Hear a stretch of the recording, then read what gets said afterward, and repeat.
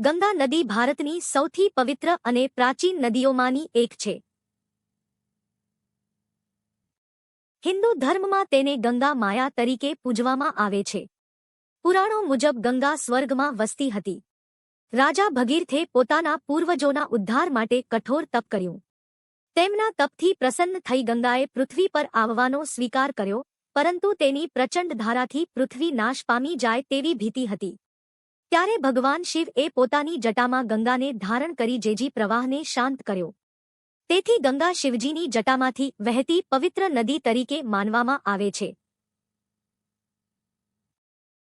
ગંગા હિમાલયના ગંગોત્રી હિમનદમાંથી નીકળે છે અને ઉત્તરાખંડ, ઉત્તર પ્રદેશ, બિહાર અને પશ્ચિમ બંગાળથી વહેતી બંગાળના ઉપસાગરમાં મળે છે. ગંગાના કિનારે વારાણસી અને હરિદ્વાર જેવા પવિત્ર શહેરો આવેલા છે, જ્યાં લાખો ભક્તો સ્નાન કરવા આવે છે. ગંગા નદી માત્ર ધાર્મિક નહીં પરંતુ આર્થિક અને કૃષિ દૃષ્ટિએ પણ મહત્વપૂર્ણ છે. તે કરોડો લોકોને પાણી અને જીવન આપે છે. ગંગા ભારતની સંસ્કૃતિ, આસ્થા અને આધ્યાત્મિકતાનું જીવંત પ્રતીક છે.